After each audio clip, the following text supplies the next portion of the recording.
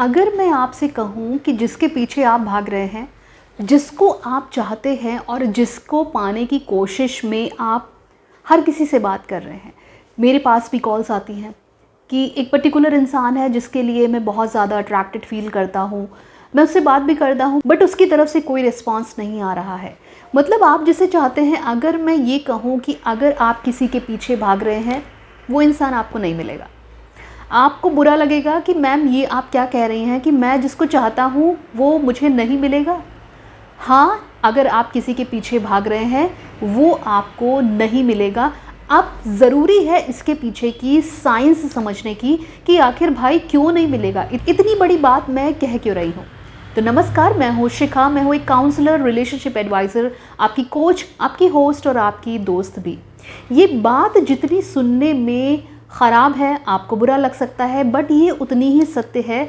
लेकिन अगर आप इसके पीछे का लॉजिक समझ जाएं तो आपको ये समझ में आ जाएगा कि आखिर आपको भागना नहीं है, आपको उस पार्टनर को अट्रैक्ट करना है।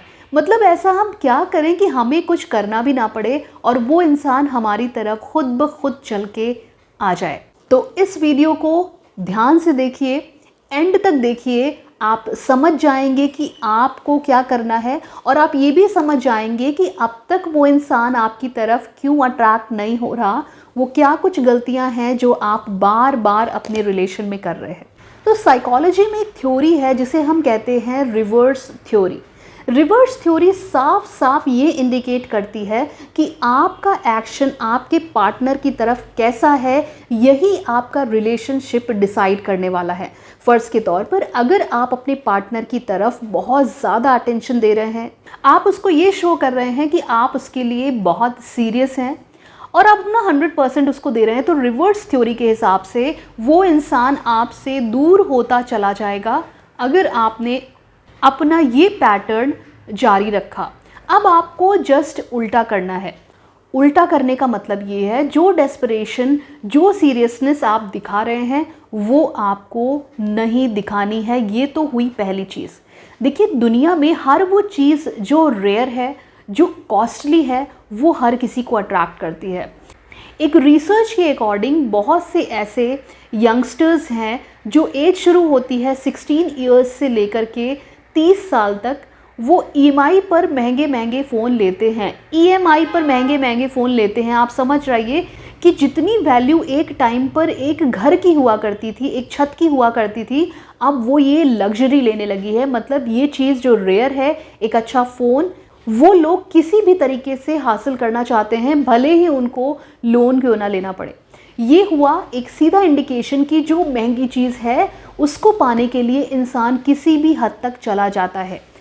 तो ये पॉइंट साफ साफ इंडिकेट करता है कि साइकोलॉजी के हिसाब से आपको वो रेयर एलिमेंट बनना पड़ेगा, आपको कॉस्टली बनना पड़ेगा, आसानी से हासिल ना होने वाली चीज़ बनना पड़ेगा, तभी कोई आपकी तरफ अट्रैक्ट होगा। ये हुआ एक बहुत ही इम्पॉर्टेंट पॉइंट।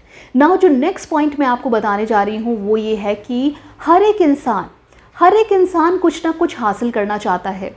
कुछ लोग फेम हासिल करना चाहते हैं, कुछ की ये डिज़ायर होती है कि मेरा बैंक बैलेंस, मतलब पैसे की चाहत, फेम की चाहत, एक अच्छे लाइफस्टाइल की चाहत, फैशनेबल कपड़े। अब ये कुछ चीज़ें हैं जो इंसान की चाहत होती हैं और वो जब तक ये हासिल नहीं करते वो इनकम्प्लीट रहती हैं ना। कई बार आपने सुना होगा कि कुछ महिलाएं केवल इस बात से खुश हो जाती हैं कि उनके हस्बैंड की सैलरी बढ़ी है ना, इसके पीछे कोई इमोशनल कनेक्ट नहीं है, इसके पीछे सीधा सीधा एक साइकोलॉजिकल फैक्टर है जो आपको ये समझाता है हस्बैंड का प्रमोशन हुआ है या उसकी सैलरी बढ़ी है, इसका सीधा का सीधा जो इम्पैक्ट पड़ने वाला है वो वाइफ की लाइफ और लाइफस्टाइल पर पड़ने वाला है।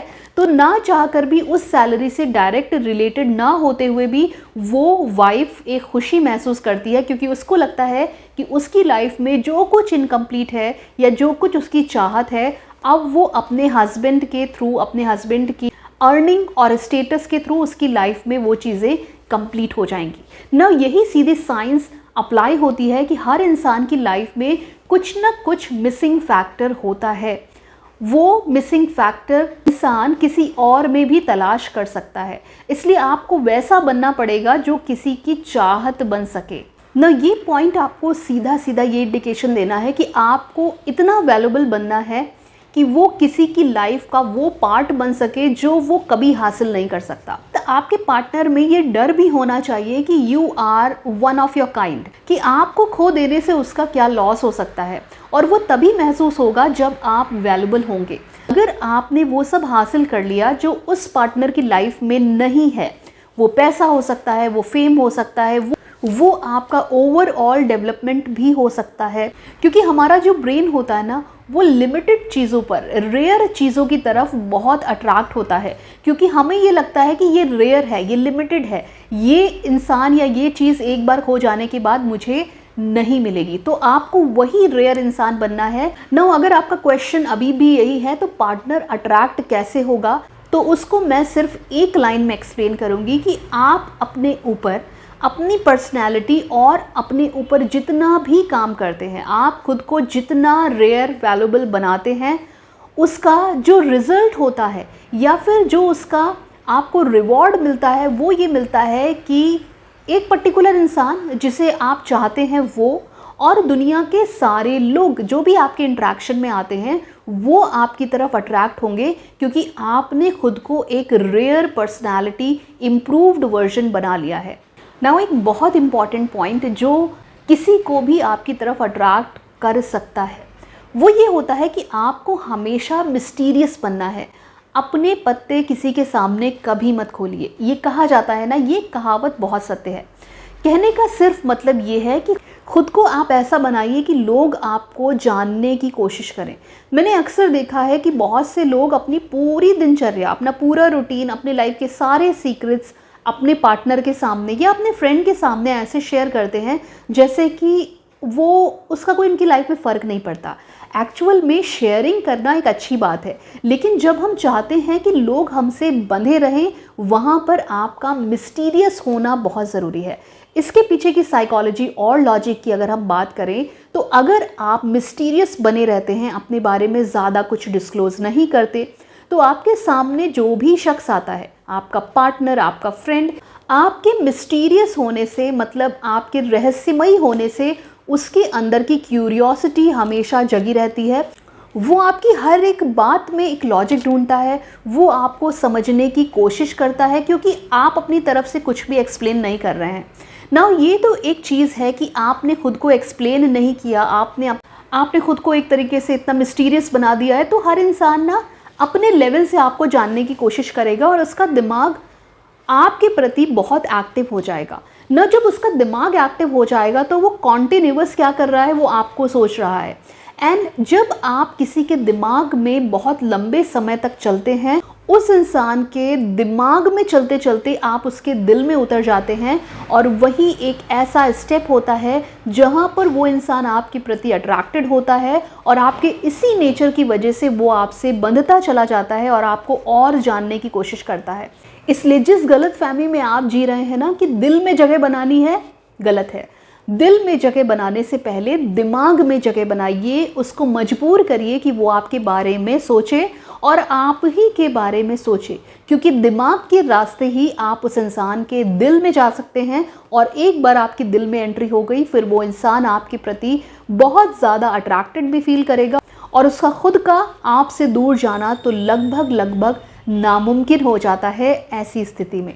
तो ये कुछ इजी एंड स्मार्ट टिप्स हम आपके लिए लेकर के आए थे, जहाँ पर आपको ऐसा लगता है कि आप किसी के पीछे भाग रहे हैं वो मिल जाएगा, बल्कि आपको उसको अपने पीछे भगाना है और उसको अट्रैक्ट करना है।